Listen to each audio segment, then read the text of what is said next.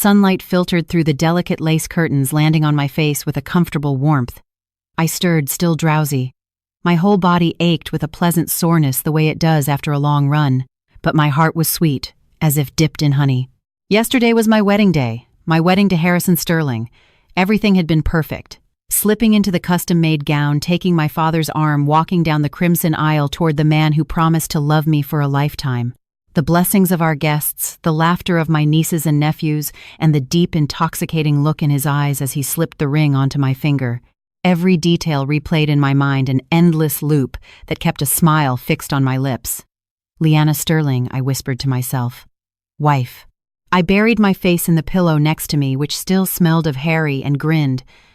Just then, my cell phone resting on the nightstand buzzed insistently.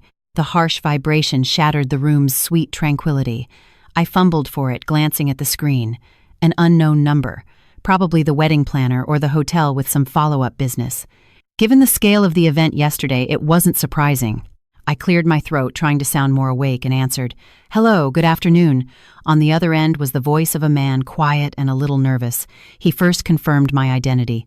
"May I speak with Miss Leanna Croft, the bride from yesterday's event at the Serafina Grand?" "Yes, this is she." I felt a flicker of confusion. The voice didn't sound like our bubbly wedding coordinator. "Who is this, please, Miss Croft?"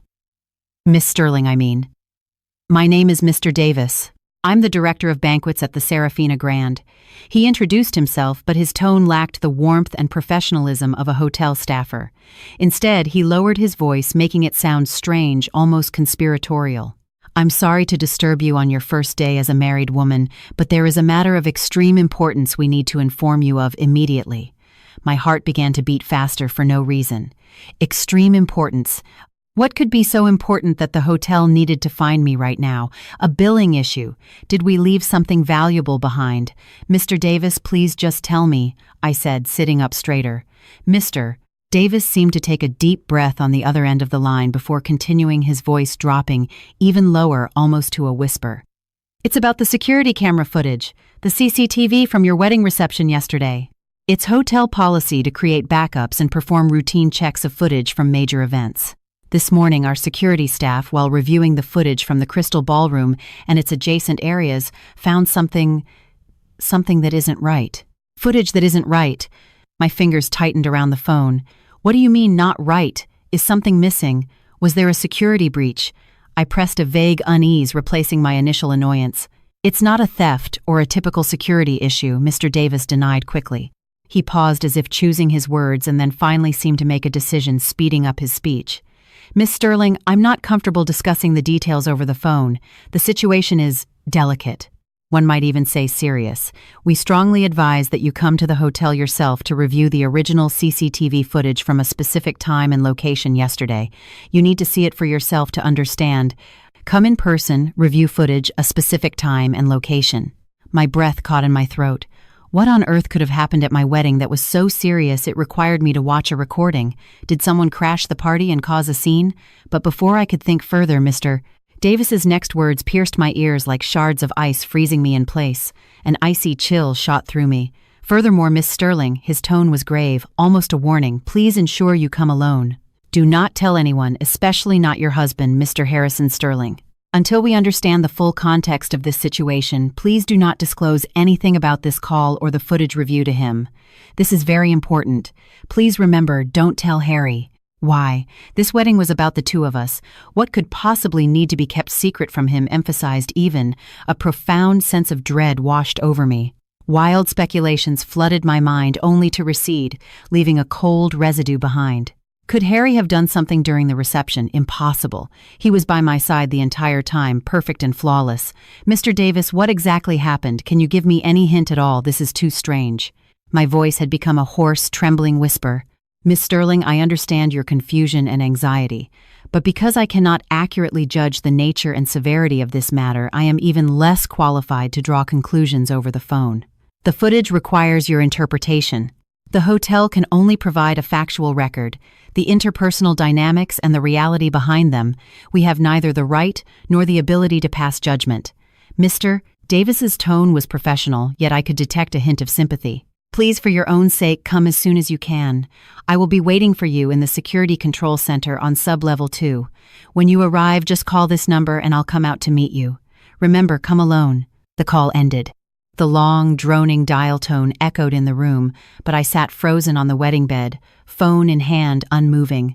The sunlight in the room was still warm and bright. The air still carried the faint, sweet scent of yesterday's floral arrangements. But all of it was suddenly shrouded in a dark, ominous cloud by that mysterious phone call. "Don't tell Harry." Those words echoed in my mind like a malevolent chant. I turned to look at the empty pillow beside me. Harry had woken up long ago. He'd said there was an urgent international conference call with the London office he had to handle in his home office. When he left, he'd kissed my forehead gently and said, "Sleep in, sweetheart. I'll make you breakfast after my meeting." So considerate, so normal. Yet the hotel manager's words were a thorn piercing the fragile new bubble of happiness I had just built. Should I go? Logic told me this could be a misunderstanding or even a cruel prank. Maybe it was just footage of some trivial, misinterpreted moment. Harry loved me. He had poured his heart into this wedding. It couldn't be, but deep down, a small, sharp voice insisted, "Go, Liana. You have to go. If you don't, you might regret it for the rest of your life." I gritted my teeth, threw back the covers, and got out of bed. My bare feet sank into the plush carpet, but I felt no warmth. I quickly changed into simple, casual clothes, tied my long hair back, and tried not to make a sound as I approached the bedroom door. I paused. I glanced back at the beautifully decorated room filled with the joy of a newlywed couple. Then I slowly turned the knob and slipped out. The door to the home office was closed. I could faintly hear Harry's fluent English, his voice serious and focused. Holding my breath, I tiptoed across the living room, grabbed my car keys from the entryway table, and slipped out of our home like a thief. The entire drive to the Serafina Grand, my heart pounded against my ribs. My palms were slick with sweat. I kept telling myself it had to be a mistake, that the hotel was overreacting. Maybe they just recorded an awkward misunderstanding. Harry loved me. It couldn't be. But the warning, "Don't tell your husband," haunted me like a ghost. Arriving at the hotel, I bypassed the opulent main lobby. Instead, I parked in a secluded corner of the underground garage, just as Mr. Davis had instructed. Then I called his number. Less than 2 minutes later, a middle-aged man in a manager's uniform with a grim expression emerged from an inconspicuous emergency stairwell door. He glanced around quickly before walking briskly toward my car. "Miss Sterling," he said in a low voice. I nodded and got out. "Follow me this way." Mr. Davis said little else. He led me through the door into the hotel's logistics corridor. The lighting was dim, the air was still, and the only sound was our footsteps. We took an internal staff elevator which required a keycard directly down to the second sublevel. The silence during the ride was suffocating. Mr. Davis clearly had no intention of elaborating until we reached our destination. This silence only amplified the pressure and fear in my heart. Finally, we stopped in front of a heavy steel door with a sign that read, "Security Control Center, authorized personnel only. Mr. Londings in Faudetse." Davis swiped a card and entered a passcode. The heavy lock clicked open. Inside was a large room. An entire wall was covered with monitors displaying real-time feeds from every corner of the hotel. Several uniformed security guards sat at a console, but they all stopped what they were doing and looked at me in unison. Their expressions were complex. There was curiosity, assessment.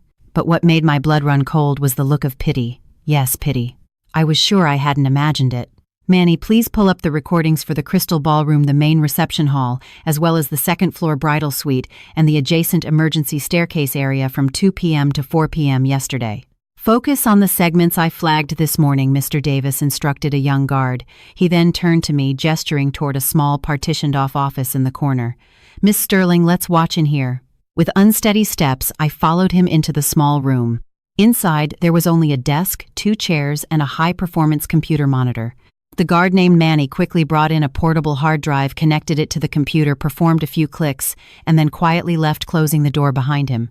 Now it was just me and Mr. Davis in the room, with the monitor glowing with a faint blue light.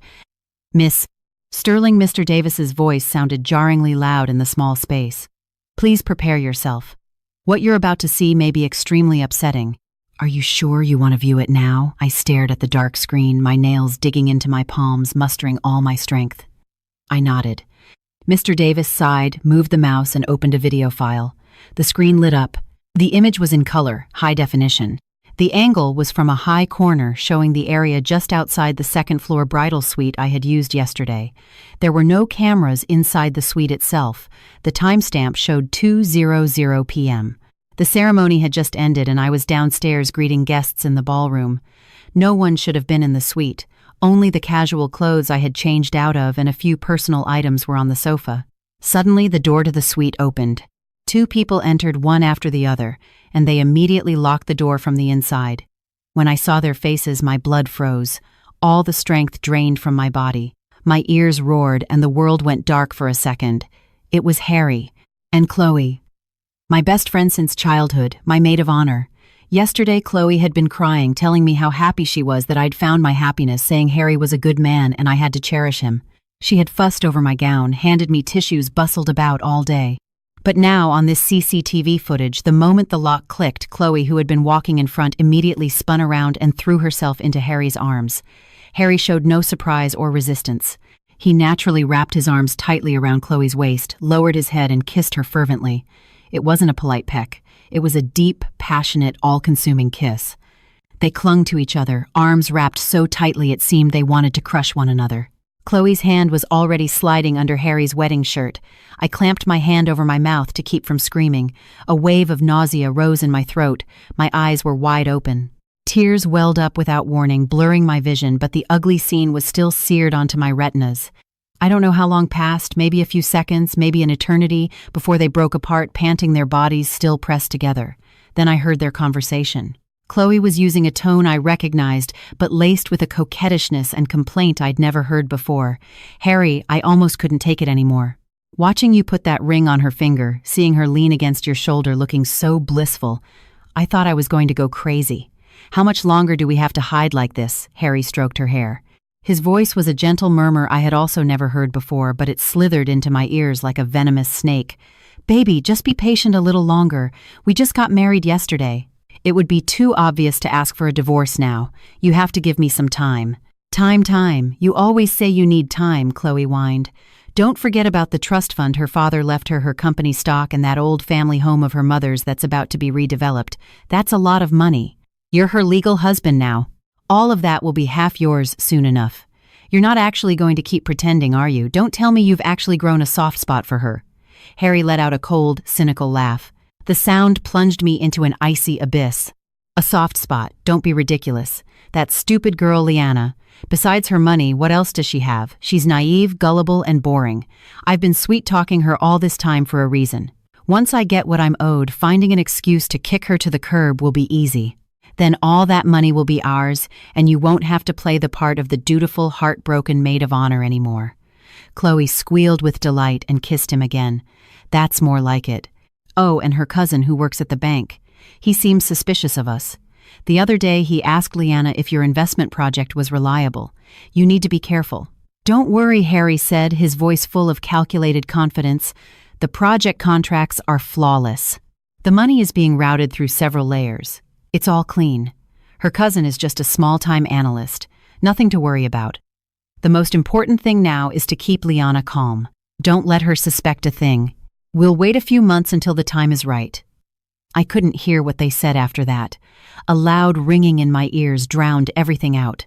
I sat slumped in the chair like a wooden puppet, my body cold, shivering uncontrollably. Tears streamed down my face, but I couldn't make a sound. So the perfect wedding that had moved me to tears yesterday was from start to finish a meticulously planned sham. The husband I loved most and the friend I trusted most had been carrying on an affair behind my back for who knows how long. They had not only betrayed my heart, but were also openly plotting to seize my assets. Stupid girl, naive, gullible, boring. That was me. All the happiness and security I had felt crumbled in that instant, becoming the saddest, most cynical joke imaginable. Mr. Davis quietly slid a box of tissues toward me. His face was full of discomfort. He waited for me to calm down a little, though I knew I never would, before whispering, "Miss Sterling, there's another piece of footage from the emergency staircase. The time is around 3 p.m. They met again, and there was more, a more explicit conversation about their plan for the asset transfers. Do you still want to see it? I lifted my head. Through tear-blurred eyes, I saw the vile couple on the screen, still embracing. A sharp, gripping pain shot through my chest, making it hard to breathe. but amidst the boundless pain and cold, a tiny yet fiercely burning spark ignited in the deepest part of my heart. It was rage. It was hatred. I wiped the tears from my face with the back of my hand. When I looked up again, my eyes were still red and full of pain, but the devastation was gone. I said to Mr. Davis, my voice hoarse but terrifyingly clear, "Show me. Show me everything." And Mr. Davis, I took a deep breath, trying to keep my voice from shaking this original CCTV footage. "Please make sure it is kept safe for me. I will need a copy." Mr. Davis looked at me, seemingly surprised by my rapid change, but he nodded immediately. "Don't worry. We have strict standard operating procedures. The original footage will not be disclosed without authorization. As for a copy for your own security and by regulation, I can't just hand you a hard drive." He paused. "But should you need it, we can cooperate in providing relevant evidence as long as it's within legal bounds. Miss Sterling, remember, you're not alone. Some things require calm, and even more, they require the right approach." His words were like a sedative, and also like a bucket of cold water on my overheated brain, which had been screaming at me to rush home and tear their faces off. He was right. I couldn't be reckless. Harry and Chloe had clearly been planning this for a long time. They were calculating. If I went home and made a scene now, besides scaring them off and being humiliated and called crazy, what would I accomplish? I had to be calm. I had to see everything, record everything.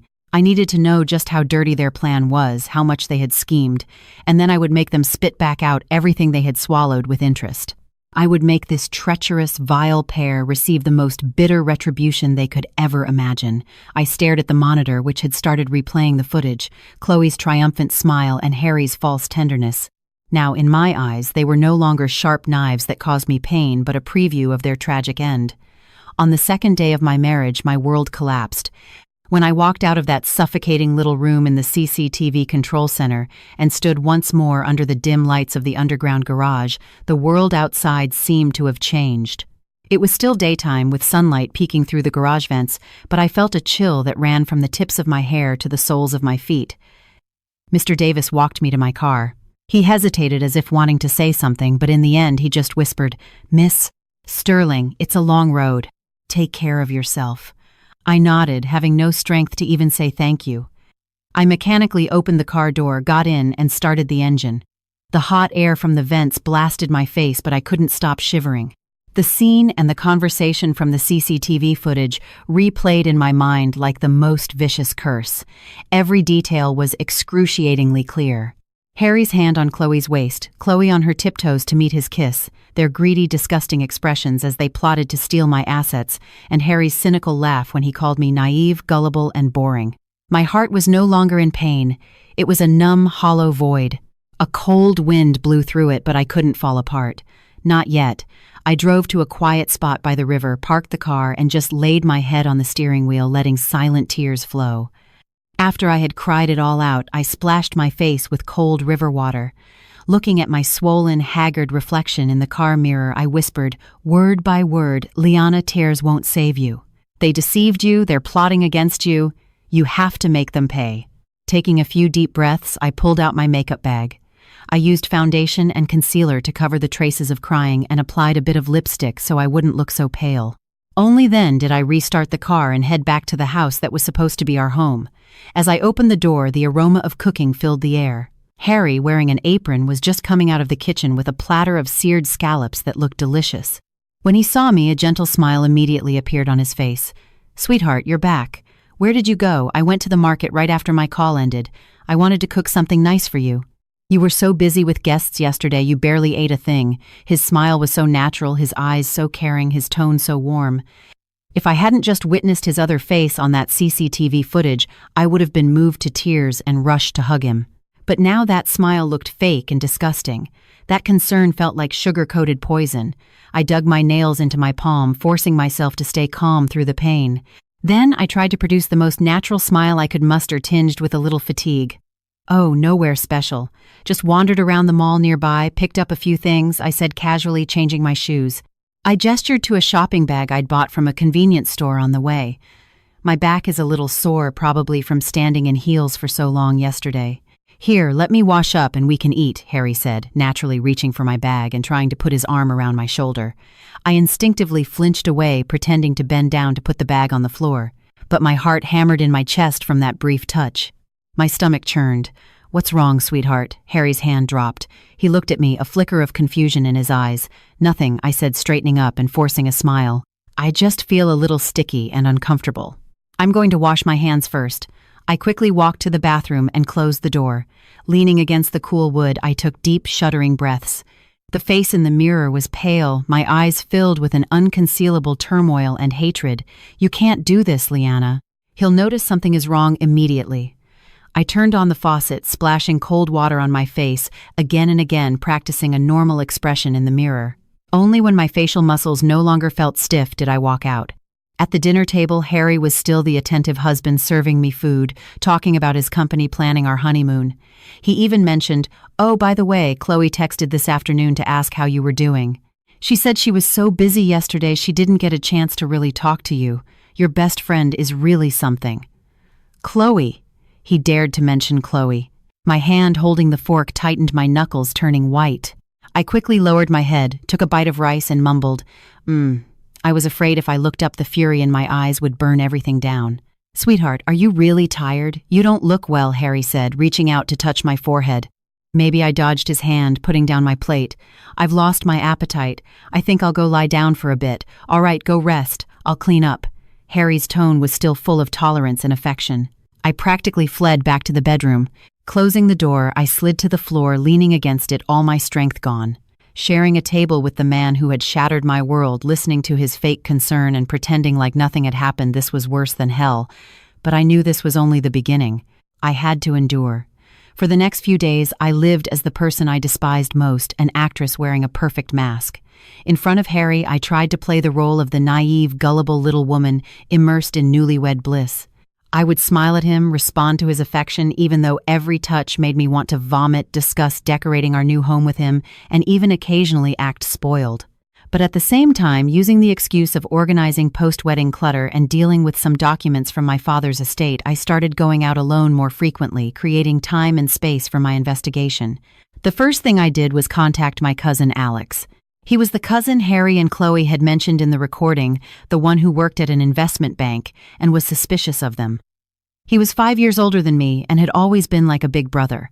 He was principled and sharp.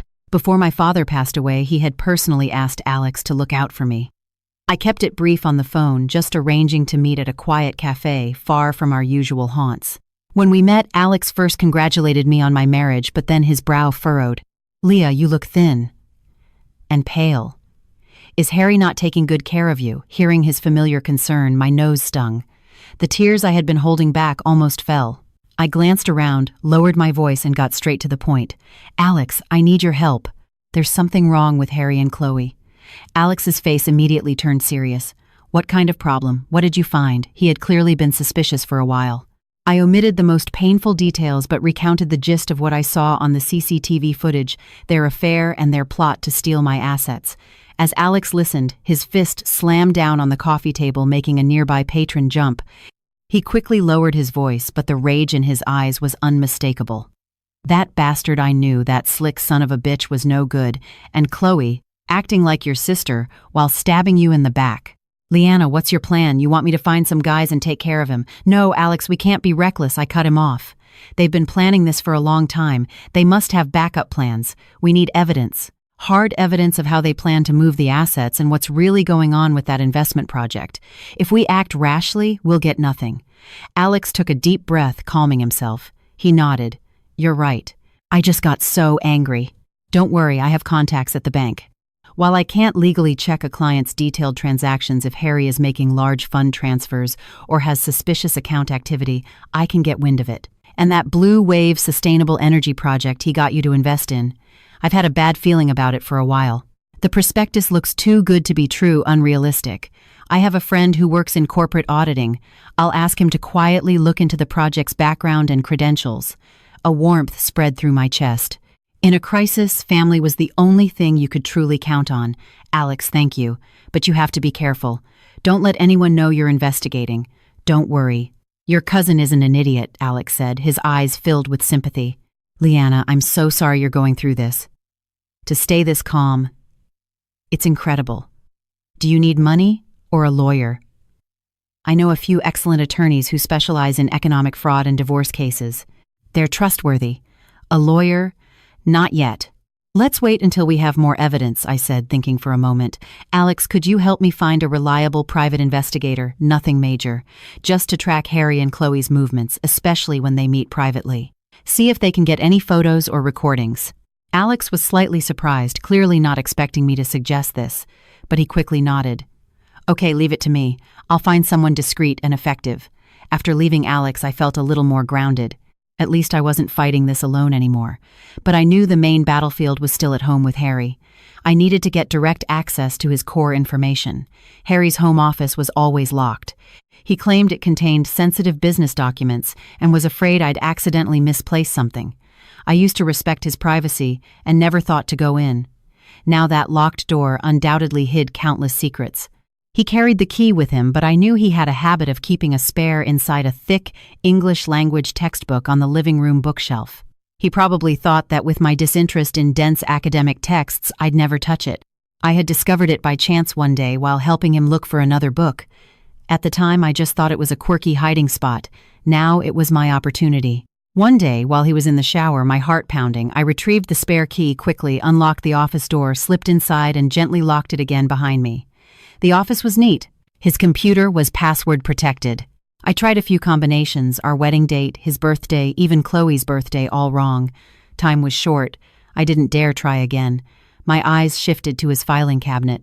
It was unlocked. I quickly flipped through the files. Most were company reports, copies of project contracts, all looking normal. Until I found a hard-bound folder at the very bottom of a drawer. When I opened it, my blood ran cold again. Inside were several documents. One was a draft of a full power of attorney with my name to be signed. It stated that I would grant Harry full authority to manage all assets under my name, including withdrawals from my father's trust fund, stock account operations, and even the sale of real estate. The date was blank, clearly ready for me to be tricked into signing it at any moment. Another was a supplementary agreement for the Blue Wave Energy project. The terms were complex, but I understood the core of it. I, as the investor, would provide funds from my trust. A large portion of these funds would be used for overseas technology acquisition and channel development. The recipients of these payments were several shell corporations registered offshore that I had never heard of. It was a clear setup to funnel money away, or more accurately, into their pockets. There were also a few of Chloe's business cards, but her title wasn't the administrative executive at a small trading company I knew her to be, but investment director at a firm called HC Capital. Harry, Chloe, HC. How utterly nauseating. I used my phone to take clear pictures of every page of these crucial documents. My hands were shaking so badly that I almost couldn't focus. I also found an old burner phone. After charging it and turning it on, I discovered it was filled with explicit text conversations between him and Chloe. He must have wanted to keep them as mementos of their sweetness, along with several hotel receipts. The dates went back long before we were even married. Just as I finished taking the last photo and carefully putting everything back exactly as I found it, the sound of the shower stopped. I froze. I quickly double-checked that I hadn't left any trace, slipped out of the office, locked the door, and returned the key to its hiding place. The moment I sat on the sofa and picked up a magazine, Harry walked out toweling his hair. "Sweetheart, reading a magazine?" he asked casually. "Yeah, just flipping through," I said, without looking up, afraid he would see the storm raging in my eyes. A few days later, Alex had news. He told me that through his discreet inquiries, Harry's company account had recently seen several large fund transfers disguised as consulting fees or service charges to a few personal accounts. One of those account holders was confirmed to be Chloe's mother, and the Blue Wave Energy project. His friend found out that while a project with that name was registered with the Energy Commission, it was a tiny venture whose core technology patents had been bought out by a major corporation years ago. What was being peddled on the market now was an investment scam using the old project's name. At the same time, the private investigator sent over some photos and surveillance reports. In the photos, Harry and Chloe were meeting secretly in different places, sometimes in the corner of a quiet cafe, sometimes downstairs from Chloe's apartment. They were intimate, holding hands, embracing. One shot even caught them kissing in a car with fogged-up windows. The report stated they met frequently, almost every day or two, usually when I was supposedly out shopping or when Harry claimed to be working late. Every photo, every line of the report was like a dull knife sawing at my already wounded heart. But strangely, after the extreme pain came a cold numbness and an ever-growing hatred. The evidence was mounting the puzzle pieces fitting together. I knew Harry and Chloe were also speeding up their plans. Chloe started asking me out more often, feigning concern and casually probing about what I'd been up to lately, whether I had checked my accounts or if I had any doubts about Harry's investment project. She even kindly reminded me that men can change after marriage and that I needed to manage my assets well, like making stable investments. She just so happened to know a few good investment channels, she said. A trap, no doubt. Harry, on the other hand, became even more gentle and attentive. At the same time, he began to casually mention that he was interested in a fantastic overseas real estate project. It could be an investment or a future vacation home, but it required a significant initial capital. He was hinting that I should consider using the trust fund. He also brought out the official version of that power of attorney. "Sweetheart," he cooed, "I need to focus on this big new energy project. All the tedious signing and payment processes, you'll find them annoying. Why don't you just sign this power of attorney over to me? I'll handle everything. You just have to be the happy wife of the boss and enjoy life." Looking at his seemingly doting face, listening to his supposedly thoughtful words, my stomach churned. But I had to put on a naive, trusting smile. "Honey, you're so good to me. You think of everything. But this document looks so complicated. I've been feeling a little dizzy these past 2 days. Can I read it carefully before I sign? Besides, our money is our money, right?" An almost imperceptible flicker of impatience crossed Harry's eyes, but the smile on his face didn't change. Of course. Read it carefully. No rush. Are you not feeling well? Should we see a doctor? No need. Probably just not getting enough sleep, I demurred. I knew my stalling would eventually arouse their suspicion. They had been plotting in the dark for so long, they wouldn't let their prey slip out of their control. And I was right. One afternoon I came home from shopping to find subtle signs that my bedroom had been searched. My jewelry box, the drawer where I kept important documents and bank cards, nothing was missing, but their positions were slightly off. What were they looking for?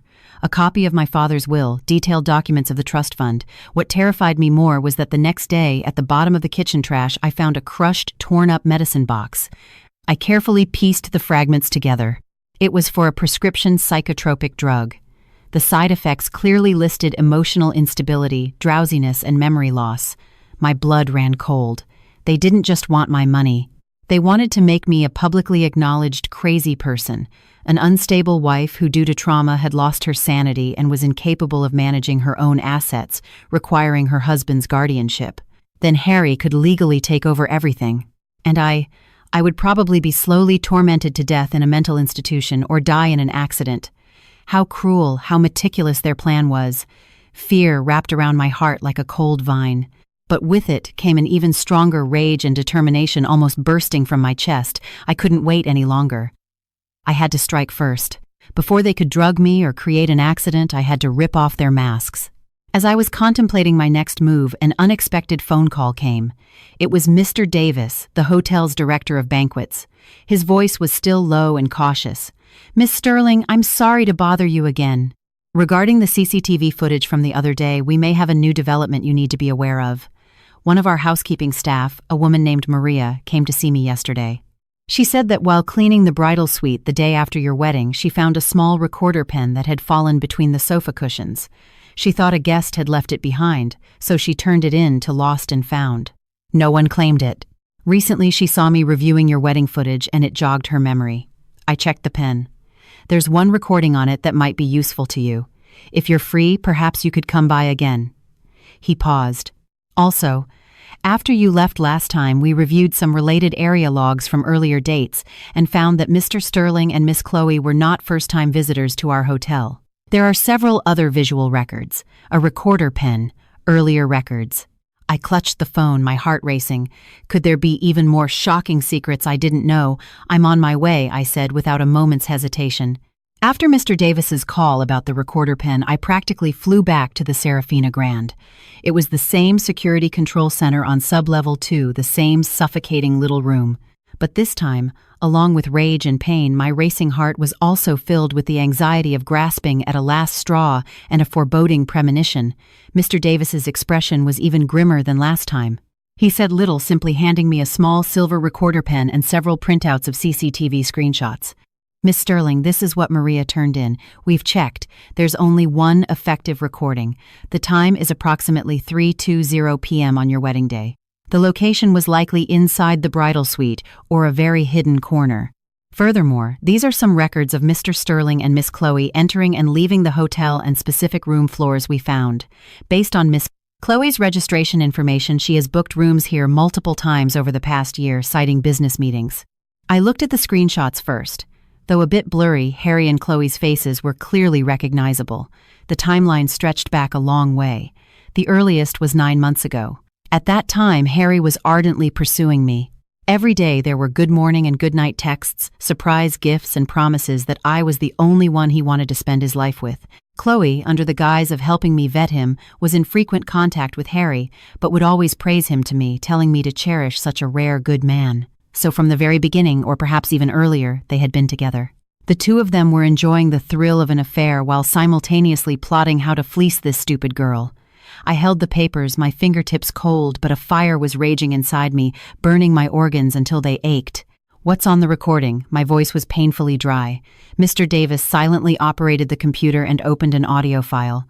Listen for yourself. Please. Try to stay calm. After a brief moment of static, the recording began. The background was noisy. I could faintly hear music and voices from the ballroom in the distance, but two clear voices cut through the noise, piercing my ears. It was Chloe's voice, laced with triumph and calculated cruelty. Harry, I've got it ready. There are two kinds. One is fast-acting. A small dose will cause dizziness, nausea, and mild hallucinations. Perfect for occasional use to make those around her, especially that nosy cousin of hers, think she's starting to lose it. The other is a chronic type. We can mix it into the vitamins or the honey water she drinks every day. Long-term use will gradually damage her nervous system. Memory loss, emotional outbursts. Eventually, she'll look like she genuinely has a serious mental illness. My breath stopped. All the blood in my body seemed to rush back to my heart and freeze into a solid block of ice. The medicine box in the trash, they were really doing it. Then came Harry's voice, calm, cruel, as if discussing a routine business matter. The dosage has to be controlled perfectly. We can't have her die. At least not before the assets are fully transferred and the guardianship procedures are complete. We need her to appear to decline naturally. Once she's deteriorated to a certain point, I, as her husband, will apply to be her legal guardian. Then the disposal of all assets will be legitimate. Her father's trust has a clause about what happens if the beneficiary loses mental capacity. There's a lot of room to maneuver there. Chloe let out a small laugh, a sound that made my skin crawl. Don't worry. I have a distant relative who works in a psychiatric hospital. Getting an authoritative diagnosis certificate won't be a problem. After we have the money, whether she passes away in a care facility or has an accident, that'll be up to us, won't it? Good. I can't wait for the day that troublesome woman is no longer between us and all the money is ours. Harry's voice lowered with a sickening intimacy. Just a little longer, baby. After this is done, we'll get married abroad, have kids, and enjoy our lives. The recording ended there. The small room was dead silent. I could only hear the grinding of my teeth and the frantic thumping of my heart, as if it was about to burst through my ribs. They didn't just want my money, they wanted to destroy my life, they wanted me dead. The earlier suspicion about the medicine box was confirmed. This blatant, murderous conspiracy was more terrifying than any betrayal. It also completely extinguished the last shred of pathetic softness in my heart that might have lingered from our past. All that was left was a searing hatred and a desperate will to live. Mr. Davis, I don't know how I managed to speak. Each word felt like it was squeezed from between blocks of ice. This recording and these hotel records, can I get a copy? And can you help me find Maria, the housekeeper who found the pen? I want to thank her in person, and I might need her help with something. Mr. Davis looked at the hatred and determination that seemed ready to spill from my eyes. He was silent for a moment, then nodded. Miss Sterling, the copies will be handled the same as last time. As for Maria, he paused. She actually knew your late mother. I looked up at him, stunned. Mr. Davis Seahill. Her name is Maria. She's worked here for over 10 years. She said that years ago, when your mother was still alive and would often come to the hotel for charity events, she once sprained her ankle. It was your mother who arranged for someone to take her to the hospital and covered her medical bills. She's always remembered that. At your wedding, she was so happy to see you as a bride. The next day, when she found the recorder, she didn't think much of it. But when she saw me reviewing the CCTV and vaguely knew it might involve you, she became cautious and handed it directly to me. She also told me, that groom doesn't look like an honest man. Don't let that girl get bullied. She's willing to help but hopes not to get too involved. Her family situation is modest. She's afraid of trouble. My eyes instantly welled up with tears again. This time it was from a long-lost warmth, a legacy from my mother. Mom, is this you helping me from heaven? I understand. I will never let Maria get into trouble, I promised solemnly. With a copy of the recording which Mr. Davis sent as an encrypted file from his personal phone and photos of the hotel records, I left the hotel. Sitting in my car, I didn't leave right away. Instead, I played the recording over and over until every evil word was etched into my bones. The fear slowly gave way to a steely, resolute calm. They wanted me to be sick. Fine, I would act sick for them. But I would be sick on my own terms, making them think their plan was succeeding while leaving a trail of flaws for them to fall into. I called Alex, telling him about the recording and the latest discoveries. On the other end of the line, my cousin exploded with rage, nearly ready to go find Harry and beat him up. I painstakingly calmed him down. We planned our next steps.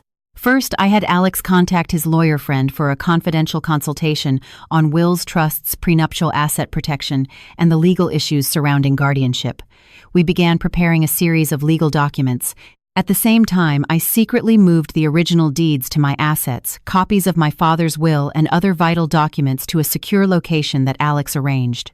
Second, I started to play along with their plan. I deliberately let Harry notice that I seemed a bit paranoid lately. For example, repeatedly checking if the doors were locked or asking what time he came home on a specific day when I already knew. I was feigning the early signs of anxiety and memory confusion. On the surface, Harry was concerned, but I could see the cruel, assessing look in his eyes when my back was turned, as if his plan was working.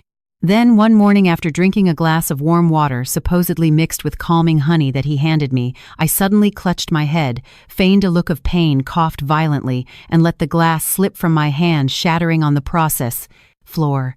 "Sweetheart, what's wrong?" Harry rushed to my side. His voice was anxious, but the flash of something sinister in his eyes didn't escape my careful watch. "So dizzy. My head is spinning." I leaned against him, whispering weakly, acting out the initial side effects of the drug that the PI's research had reported. "Harry, am I just too tired? I haven't been sleeping well and I keep forgetting things. It must be the exhaustion from the wedding." "You haven't rested enough." Harry helped me to the sofa, his tone full of sympathy. "Don't worry. Don't go anywhere today. Just rest at home. I'll make you another glass of that honey water." I nodded weakly, closing my eyes. In my heart, I laughed coldly. "Go on. Go add more of your special ingredients." At the same time, the news of my illness quickly reached Chloe through Harry. She immediately came to visit, feigning concern, bringing a fruit basket. Her face was full of worry. "Leanna, why do you look so pale? What kind of job is Harry doing taking care of you?" She sat by my bedside, holding my hand, looking deeply concerned. I looked at her perfectly made-up face and the unconcealable glee in her eyes. I felt nauseous, but on my face I wore an expression of dependence and confusion. "Chloe, I don't know what's wrong with me. I feel so weak and dizzy, and sometimes I feel like someone is trying to harm me. Am I just overthinking things?" Chloe's expression shifted slightly before she quickly put on an even more concerned face. "Silly Leanna, you're just stressed out. Don't think such crazy things.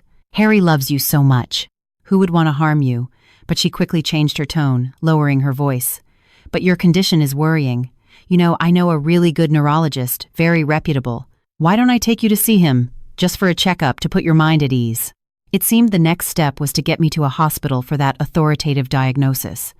I pretended to hesitate. "A hospital? I'm a little scared. Besides, it's not that serious, is it? Listen to me, this is for your own good. Even if it's a small problem, it's better to find out early and treat it early." Chloe coaxed, her tone gentle but with an undeniable undertone of force. "All right then. I guess so," I agreed reluctantly, buying myself some time. "But let's wait a couple of days until I feel a bit stronger." Chloe left satisfied. I knew she and Harry would now rush to get me to that doctor. On another front, the PI sent new crucial information. He had captured photos of Harry and Chloe secretly meeting in a private room of a high-end restaurant with a thuggish-looking middle-aged man. The PI managed to get a clear frontal shot of the man. Alex used his network to run a check on the photo. The information that came back shocked us both. The man was known as Slick Vinny Mancuso, the head of a small licensed loan company that was a front for a local mob outfit specializing in debt collection and extra-legal dispute resolution. How did Harry get involved with him? Deeper investigation revealed an even more shocking fact. Harry's own company had long been deeply in debt due to mismanagement and his gambling habits. The image of a promising young executive he had projected while courting me was a complete fabrication. He had married me solely to use my assets to cover his losses. He had likely even borrowed a large sum at high interest from Vinny as initial capital to create his fake persona.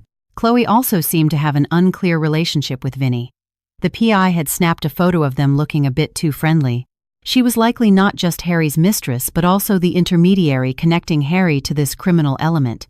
This discovery made the entire situation far more dangerous. It was no longer just about marital infidelity and asset theft. It involved high-interest loans and organized crime. Harry and Chloe weren't just pushing me into a ditch, they were pushing me off a cliff. The sense of danger reached its peak. I knew they were about to close the net. Once I was diagnosed, signed that power of attorney, or was controlled by them under the guise of treatment, those circling wolves would pounce and tear me to shreds. I had to fight back, and it had to be a single, decisive blow, giving them no chance to recover. As I was figuring out how to use all the evidence in my hands to trap them, the perfect opportunity presented itself.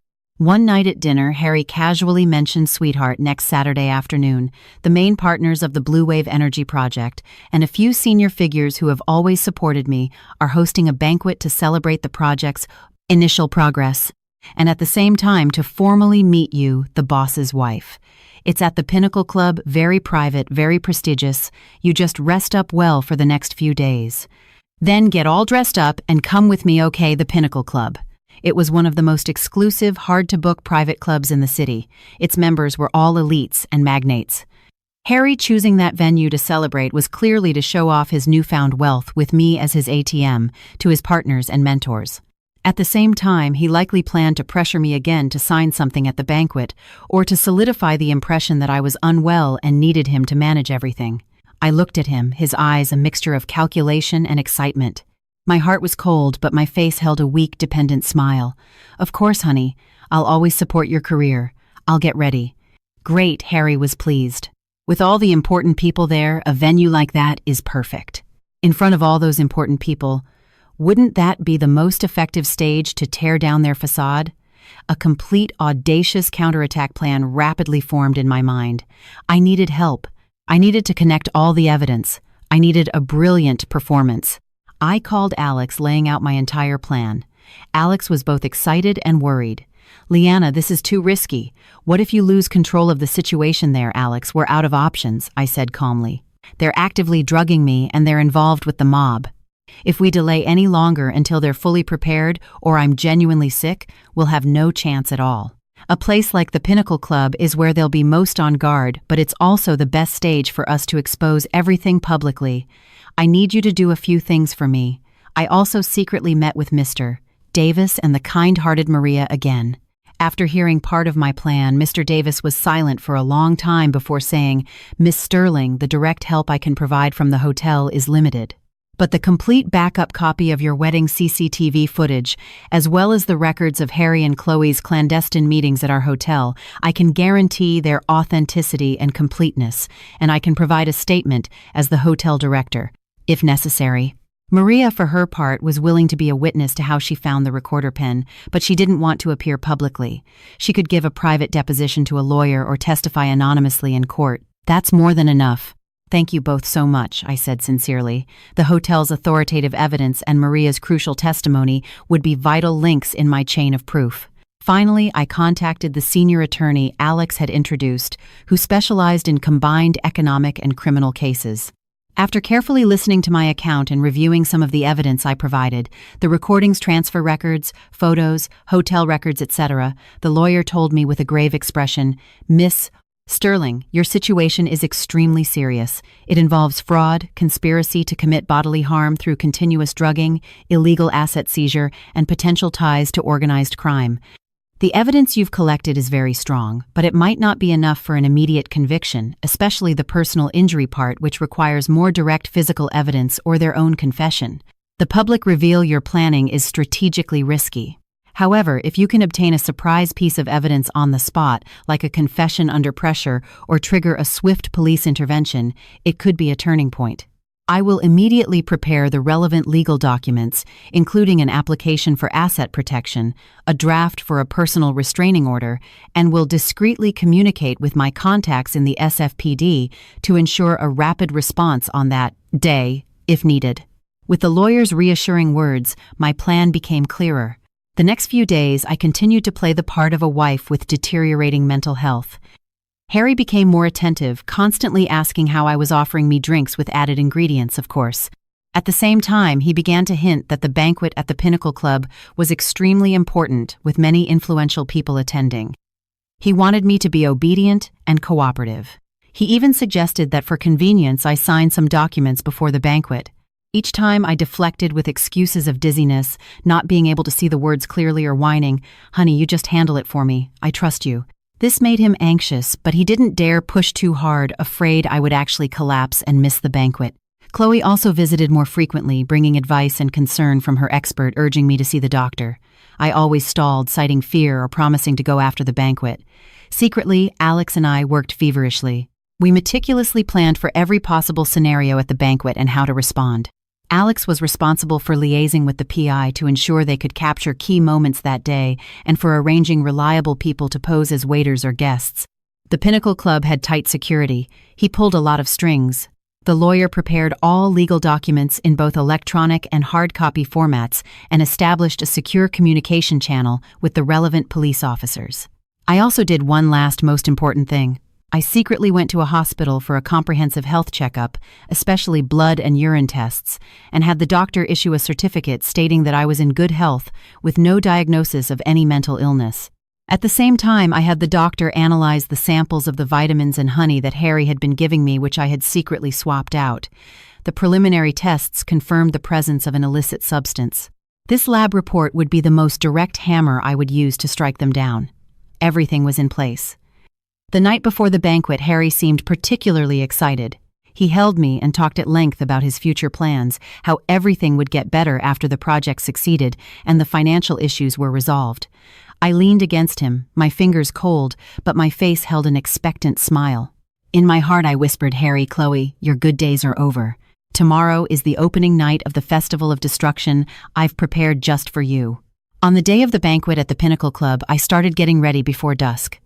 The woman in the mirror wore a pearl-white satin gown. The cut was elegant and understated, perfectly accentuating her figure without being ostentatious. A professional makeup artist had skillfully tied back my long hair, revealing a slender neck. I wore a pair of small diamond stud earrings, one of the few pieces my mother left me. The delicate makeup concealed the pallor from months of exhaustion. A touch of fiery red lipstick brightened my face and served as a silent declaration of war. Harry walked into the dressing room. When he saw me, his eyes lit up. He came up from behind, wrapped his arms around my waist, and rested his chin on my shoulder, looking at our reflection in the mirror. His tone was full of praise, with an undercurrent of possessive pride. "Sweetheart, you look absolutely stunning. You'll be the most radiant woman in the room tonight." I suppressed the urge to push him away, smiling softly and a little weakly at our reflection. "Honey, I'm a little nervous. My head still feels a bit foggy." "Don't be nervous. It's just a dinner meeting, a few important partners and mentors. You just need to stand by my side and smile." He kissed my cheek, then scrutinized my face. "If you really don't feel well, we can leave early, but tonight is very important. Whether the project gets its next round of funding depends on tonight. You'll support me, won't you?" There he was, starting with the emotional manipulation and pressure again. "Yes, I'll try my best," I whispered, lowering my gaze. My fingers were clenched tightly. Hidden in the slim pocket of my gown was a tiny micro-recorder connected to my phone via Bluetooth, now silently operating. At the same time, the seemingly ordinary bracelet on my wrist was an emergency alert device linked directly to Alex and my lawyer. Let's go. The driver is waiting downstairs, Harry said, proudly taking my hand. In the luxury car heading to the Pinnacle Club, I watched the city's neon lights streak past the window. My heart was beating steady and strong. There was none of the chaos I had anticipated, only a cold resolve. Alex and his people should already be in position. The lawyer and the police were also on standby. The evidence from Mr. Davis, the witness statement from Maria, which the lawyer had already prepared the hospital lab, report the PI's photos, and all the various proofs stored on my phone, everything was ready. All that was left was for me to raise the curtain on this magnificent stage. The Pinnacle Club lived up to its name. The entrance was discreet, but the interior was breathtakingly luxurious. The banquet hall was on the top floor with floor-to-ceiling windows overlooking half the glittering city skyline. Many guests had already arrived. Men in tailored suits and women in jewels held champagne flutes, chatting in low voices. The atmosphere was elegant and exclusive. Harry led me through the crowd, constantly greeting acquaintances and making introductions. Mr. Lee, Mrs. Wong, Miss Liu, this is my wife, Liana. Liana, this is Mr. Zulkifli from the investment firm, a major contributor to our project. This is Mr. Kamal from the city planning department, who has always been very supportive of new energy initiatives. I maintained a polite smile, greeting each person, playing the part of the quiet, obedient Mrs. Sterling. I could feel many eyes on me, assessing, curious, and some simply admiring. Harry was clearly reveling in this proud show-off moment. His conversation became more animated. Chloe was there too. She wore a striking, backless burgundy gown, her makeup bold. She was holding a glass, chatting with a few people. When she saw us, she gracefully glided over. Harry, Liana, you're here. She linked her arm with mine intimately, her voice coquettish. Liana, you look gorgeous tonight. Just still a little pale. Haven't you been resting enough? She looked at me with concern, but there was a glint of malicious triumph in her eyes. I'm feeling much better. Thanks for your concern, Chloe, I said, gently pulling my arm away, pretending to rub my temple. Mr. Sterling, Mrs. Sterling, you make a perfect couple. And Miss Chloe looks radiant tonight. A true power player on Mr. Sterling's team, someone next to us remarked with a hint of flirtation. Chloe giggled demurely, her eyes darting toward Harry. Harry just laughed heartily, raising his glass in tacit agreement. Watching them interact so openly in front of me, I sneered inwardly. On my face, I just lowered my head shyly. The banquet reached its midpoint. The atmosphere was lively. Harry, as one of the hosts, went on stage to give a brief speech. He thanked the guests, spoke of the project's bright future. His words were sincere and confident, earning a round of applause. After he came down, he was immediately surrounded by a group of people engaged in heated discussion. Chloe seized the opportunity to come over, pulling me to a quieter spot by the floor-to-ceiling windows and handing me a glass of juice. Liana, have some juice. You still don't look well. I was just talking to Mrs. Lee. She knows an excellent psychologist who just returned from abroad. He specializes in treating physical symptoms caused by anxiety and depression. How about after the banquet, I help you make an appointment? The sooner you get checked out, the sooner you'll feel better. There she was again, so eager to push me into the pit of mental illness. I took the juice but didn't drink it. I just held it, staring out at the sparkling city lights. I was silent for a moment, then turned to look at her, my voice so calm it made her slightly uneasy. Chloe, how many years have we known each other? Chloe was taken aback for a second, then laughed. Age is right. Over 20 years. Why the sudden question? 20 years, I repeated slowly. The words were soft, but they carried a weight that made her smile stiffen. I always thought of you as my sister. I trusted you. I told you everything, including how Harry and I met, how he courted me, my doubts and my joys at the time. I shared everything with you. The smile on Chloe's face had almost vanished. Her eyes flickered. Liana, what's wrong? Are you overthinking things again? We're best friends, of course. I want you to be happy. Harry is so good to you. Yes, he's very good to me, I said with a slight smile. My gaze drifted over her shoulder to Harry, who was laughing and chatting not far away, then returned to her face. My eyes sharpened. So good that he conspired with you, fooling around in the bridal suite on our wedding day. So good that he planned with you how to use a slow-acting poison to drive me insane and seize my assets. So good that he's in cahoots with a loan shark named Slick Vinny to cover his company's debts. Chloe, is this the happiness you wished for me? My voice wasn't loud, but every word was like an ice pick stabbing directly into Chloe's ears.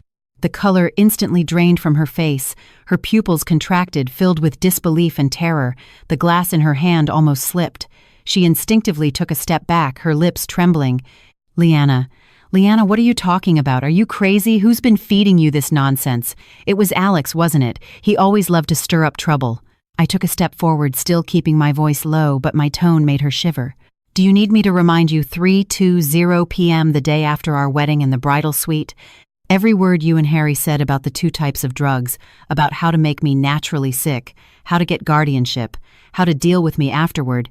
Should I play it for everyone here from my phone to hear? Chloe froze completely, like a puppet with its strings cut. Her wide eyes held nothing but boundless fear. She suddenly came to her senses and reached out to snatch my phone, her voice becoming sharp. You recorded it. You were eavesdropping. Give me the phone. I easily sidestepped her, looking at her coldly. Eavesdropping. Wasn't it you who left the recorder pen between the sofa cushions? Oh, and I should also thank Maria, that kind housekeeper from the Serafina Grand. Hearing recorder pen and Maria, the last glimmer of hope on Chloe's face crumbled. She looked up abruptly, glaring at me with a venom that was almost tangible. Gone was the gentle best friend. You've known all along. You've been acting, Leanna. I never knew you were such a bitch. Can't believe I can act as well as you, right? I sneered, gesturing with the juice in my hand. What other good stuff did you mix into this cup? The same kind you suggested mixing into my honey water last time. Chloe was breathing heavily, her chest heaving, her emotions on the verge of collapse. She suddenly raised her voice, adopting a tearful tone. Leanna, what's wrong with you? Are you hallucinating again? I told you you're seriously ill, Harry. Harry, come quick. Leanna's not right. Her shout immediately drew the attention of many people nearby. The chatter died down. Dozens of curious eyes turned toward us. Harry heard it too. He frowned, said something to the person next to him, and strode over. His face wore a perfectly timed expression of concern and confusion. What is it, Chloe? Leanna, what's wrong? Are you not feeling well? He reached out to support me. I took a step back, avoiding his hand. At the same time, in a voice only the three of us could hear, I said clearly, Harry, stop acting. The CCTV footage, the hotel records, the recorder pen, the hospital lab report, and the photos of you meeting with Vinny. I have them all. Your party is over. Harry's steps faltered. The concern on his face froze, then cracked and peeled away like a broken mask, revealing utter shock and panic. But he was calmer than Chloe. His eyes darted around at the curious onlookers. He lowered his voice, his tone threatening. Leanna, what do you think you're doing? Don't make a scene. Whatever the issue is, we can discuss it at home. At home, I laughed. This time my voice was a little louder, ensuring those nearby could hear. Back to the home where you're preparing to have me committed to a mental institution, or back to the love nest you and Chloe have set up. There were gasps and whispers from the crowd. The initially bustling banquet hall quickly fell silent with us three at the center. Everyone realized something serious was happening. Harry's face turned ugly. He stepped forward, trying to grab my wrist, his voice tight with suppressed anger. Leanna, that's enough. I know you've been emotionally unstable lately. Whatever misunderstanding there is, we can resolve it in private. Don't embarrass yourself here. Misunderstanding, I swiftly shook off his hand, pulled my phone out of my purse and held it high. At the same time, I raised my voice clear and steady, carrying across the suddenly silent hall. Ladies and gentlemen, I apologize for interrupting your evening, but tonight here I must expose a fraud. A fraud meticulously planned by my husband Harrison Sterling and my best friend Chloe for at least a year, targeting me personally for my assets and my life. The hall erupted in an uproar. All eyes were on me, filled with shock, curiosity, and disbelief. Harry's eyes turned red. He roared, Leanna, you're insane. Put down the phone. Security. Where's security? Chloe also shrieked. She's crazy. She's having a psychotic break. Get her out of here. But the Pinnacle Club's security seemed slow to react. The men Alex had planted, disguised as waiters, were discreetly blocking the path toward us. I ignored their screams. I tapped my phone and played the first audio file, the recording of their conversation in the bridal suite about the drugging plan. I've got it ready. There are two kinds. One is fast acting. The other is a chronic type. Once she's deteriorated to a certain point, I, as her husband, will apply to be her legal guardian. Harry's cruel voice and Chloe's malicious tone, amplified by the phone's speaker, echoed clearly in the silent, opulent hall.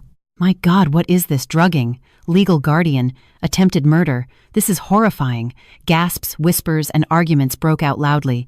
Everyone was stunned by the blatant, evil conversation. Their gazes toward Harry and Chloe instantly shifted from admiration to shock, disgust, and fear. Under the spotlight of countless eyes and the damning recording, Harry and Chloe's faces went completely white. Harry still tried to lunge at me to grab the phone but was intercepted by an older gentleman who had long disliked his behavior and knew a little about the internal problems of Harry's company. I quickly switched my phone's display, connecting it to the banquet hall's large projector screen, a setup Alex had arranged with the internal staff beforehand. Instantly, a series of photos and document screenshots appeared clearly before everyone. Screenshots of the Serafina Grand's hotel records on different dates. A shot of Harry and Chloe's backs as they embraced entering a room. The PI's photos of them kissing in a car, meeting secretly in a cafe. The screenshot of the H.C. Capital business card with Chloe's title as investment director. The records of Harry's company transferring funds to Chloe's mother's account. The draft of the power of attorney and the supplementary agreement for the fraudulent project I had photographed in Harry's office. The hospital lab report showing my supplements were tainted. And finally, a clear picture of Slick Vinny meeting with Harry and Chloe at the restaurant along with a brief explanation of his background that Alex had compiled. Each image was like a hard slap across Harry and Chloe's faces and across the faces of the partners and mentors who had just been praising them. The scene devolved into complete chaos. Shouts, curses, and questions flew relentlessly. "Harry, what the hell is all this, Chloe? How could you? That Vinny guy is a mobster. Harry, you're involved with people like that. What about our investment, Harry? Explain yourself." The once dapper business executives and prominent figures were now pale-faced, realizing they might be entangled in a massive fraud, facing potential investment losses and legal risks. Their gazes toward Harry were filled with a hatred that could have swallowed him whole. Harry was trembling. He pointed at the big screen, then at me, stammering, "It's fake. It's all fake. This is a setup. She's mentally ill. She fabricated all of this." I cut him off coldly, pulling a flash drive from my purse. "In here is an encrypted copy of the complete wedding CCTV backup provided by Mr. Davis and the original certificate of health and mental sanity issued by the hospital. Do I need to call Mr. Davis from the Serafina Grand Security Department or the lawyer handling this case, and the doctor who did my tests to come here right now and explain it to everyone? Oh, and Maria, the housekeeper who found that crucial recorder pen, is also willing to testify." My words completely shattered Harry and Chloe's last line of defense. The chain of evidence was irrefutable. Chloe suddenly became hysterical. She screamed and lunged at Harry, scratching and hitting him. "It's all your fault. It's all your fault. You said the plan was flawless. Now everything is ruined." Ruined, Harry, embarrassed and out of control, dodged her attacks, shouting back, "Shut up, you idiot. If you hadn't been so reckless." The two once glamorous, affectionate partners were now tearing each other apart, revealing their ugliest, most pathetic selves in public. Just then, the doors to the banquet hall swung open. Several uniformed police officers accompanied by my lawyer strode in. My lawyer gave me a slight nod. The room fell silent for a moment.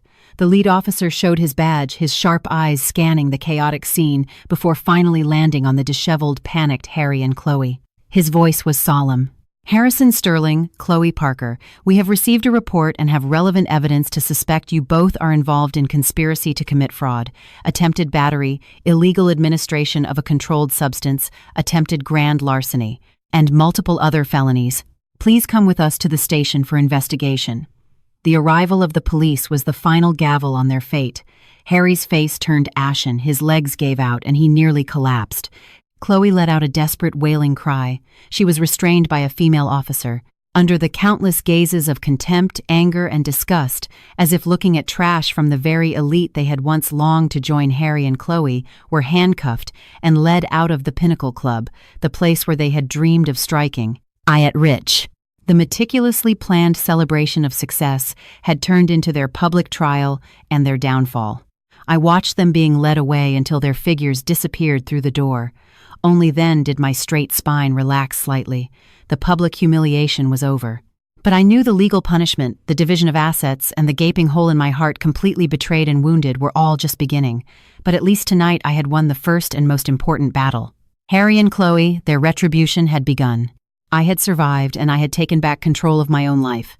After returning from that shocking night at the Pinnacle Club, I fell gravely ill. Not a physical illness, but a mental one. The string that had been pulled taut for months suddenly snapped. The hatred and resolve that had supported me seemed to be dragged away along with the handcuffed Harry and Chloe. After tearing down all the facades, I collapsed into a profound exhaustion and a hollow numbness. For days, I holed up at home, not wanting to see anyone, not wanting to talk. Eating and drinking felt mechanical. Alex and his family took turns looking after me, bringing soup, sitting with me in silence, not asking too many questions. I knew they were worried I would break. The lawyer called, updating me on the initial progress of the case. After being taken into custody, Harry and Chloe had initially tried to deny everything, but faced with the mountain of evidence the police presented, especially the complete CCTV footage from Mr. Davis Maria's testimony, the leftover drugs found in their home, and some fraudulent documents they hadn't had time to destroy, their mental defenses gradually crumbled. They began to blame each other, each accusing the other of being the mastermind. Hearing this news, I didn't feel the satisfaction I had expected, only a deep sense of relief. The scenes of betrayal and calculation still played in my mind at night, bringing with them a dull ache and disappointment. But I didn't cry. It was as if all my tears had been shed that night at the Pinnacle Club. I knew I couldn't go on like this, for everyone who cared about me, and most importantly, for myself. Life had to go on, and I had to live better than before. Only then would I be worthy of the self that had survived this ordeal. I forced myself to get up, go out, and see a psychologist. The doctor said it was a typical post-traumatic stress reaction requiring time and professional guidance. I actively cooperated with the therapy and also started trying some things to calm myself, like flower arranging yoga or just taking aimless walks in the park, feeling the sun and the wind. Slowly, the heavy weight on my chest began to lift. Meanwhile, the real-world cleanup proceeded smoothly under the legal framework. The crimes Harry and Chloe were suspected of were numerous fraud, grand larceny by false pretense of marriage, attempted battery forgery, and their financial dealings with Slick Vinny's outfit, which could involve illegal fundraising and money laundering. The police followed the trail and soon uncovered the true extent of Harry's company's debts and their plan to use my assets to fill the hole and repay the loan shark. When the case entered the judicial process, the legal team I hired played a crucial role. They not only assisted the police in collecting evidence, but also quickly applied for asset protection in court, freezing all of Harry's accounts, though there wasn't much left, and the accounts of Chloe and her mother, which had suspicious cash flows. More importantly, based on the serious threat Harry posed to my personal safety and property, the lawyer successfully applied for a restraining order and initiated divorce proceedings against him. The divorce was a foregone conclusion. Harry's crimes were solid proof that the marital relationship had long been broken by his deception and malicious intent. The court swiftly granted the divorce. And because Harry was the at-fault party and a criminal, he not only had no right to my premarital assets, including the trust fund, real estate, and stocks from my father, but even the so-called investments he made with my money.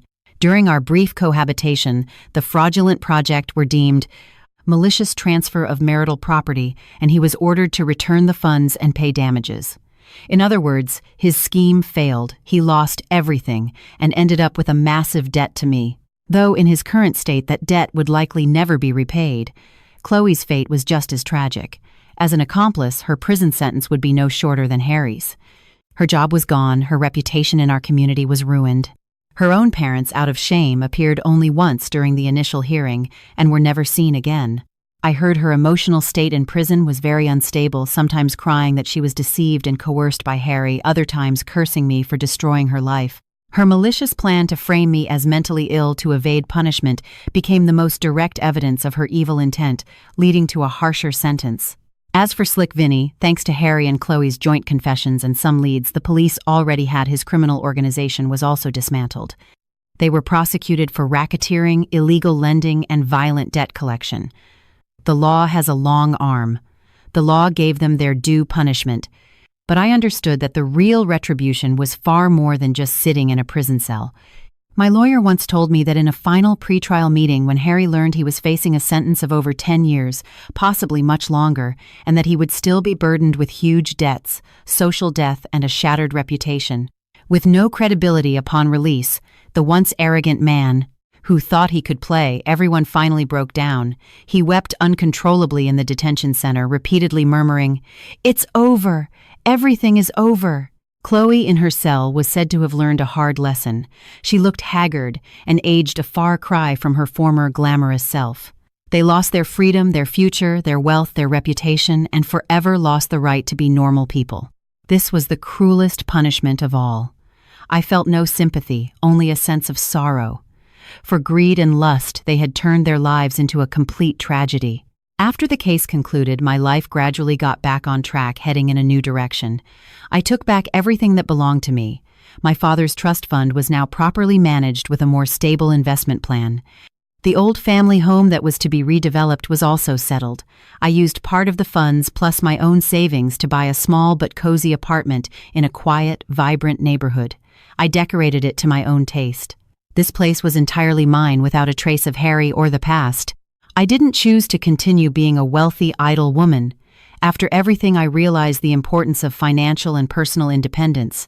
My father's inheritance was a safety net, but it wasn't everything. I picked up the professional interests I had abandoned since college, enrolling in courses on business management and art investment, slowly learning and enriching myself.